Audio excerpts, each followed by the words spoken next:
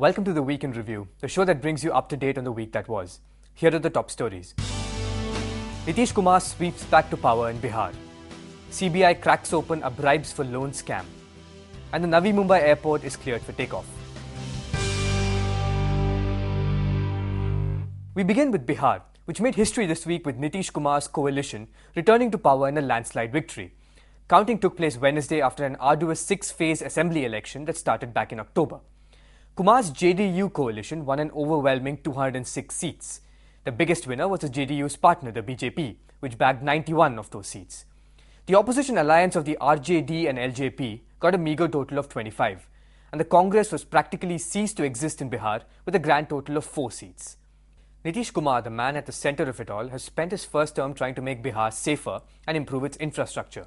His re-election is being seen as a victory of development issues over caste rivalries. And moving on to other news, there were indications of yet another big scandal this week, this time involving corporate loans. On Wednesday, the CBI announced it was investigating a racket in which a firm called Money Matters allegedly paid bribes to secure big corporate loans from lending institutions. The agency also said it had arrested 8 officials from the companies involved. Those arrested include employees of LIC Housing Finance, Central Bank of India, Punjab National Bank, Bank of India and of course Money Matters. And as the CBI's probe widened, it claimed the real estate firms that got the loans used them to inflate the prices of their stocks and then sell them off. That's got market regulator SEBI into the fray. It's going to launch an investigation of its own into how shares of the company named have been traded. SEBI will also check if the companies have stuck to corporate governance norms. Also this week, there's a fresh setback for those looking to float stock exchanges. SEBI's Bimal Jalan committee has said stock exchanges, depositories and clearing corporations should not be allowed to list. It said they shouldn't attract speculative investments and that losses in their share prices would hurt their credibility. SEBI made former RBI Governor Bimal Jalan the head of its Committee on Market Infrastructure Institutions back in February. The committee's report went to SEBI earlier this month and became public only on Tuesday.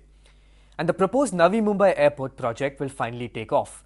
On Monday, Environment Minister Jairam Ramesh joined Aviation Minister Praful Patel to announce a compromise that will allow construction to begin.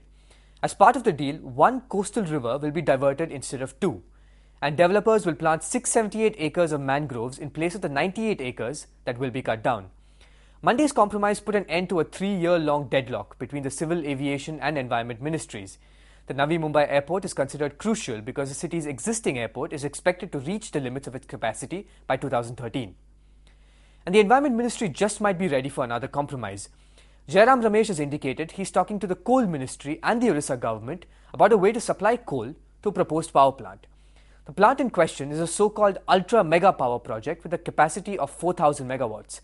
And the Environment Ministry is saying the project can either be scaled down or that extra coal can be sourced from a so-called no-go area.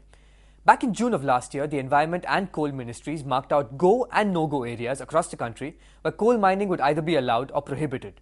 Clearances for both the Orissa project and a similar one in Chhattisgarh have been delayed over clearances for mining coal. And here are some stories in brief. Former RBI Governor Y.V. Reddy says he believes India needs selective credit controls in some areas. Reddy told Mint the controls were needed in order to monitor bank loans that ended up in the stock markets or in real estate. He added that more money needed to go into small and medium enterprises and agriculture. RIM, the maker of BlackBerry phones, says India has not banned their BlackBerry Enterprise server. The company also insists that there's no deadline for opening up the server to authorities. Back in August, the Home Ministry threatened to ban BlackBerry's messaging and email services if it didn't get full access to the servers for messaging and email. Civil Aviation Minister Praful Patel has told airlines to stop overcharging for their tickets or face action. He called the sudden hike in some airfares predatory pricing and said the government will take action against airlines that violate existing price bands. A growth in passenger traffic has sent ticket prices soaring this year. And that's all we have for you. Thanks for watching.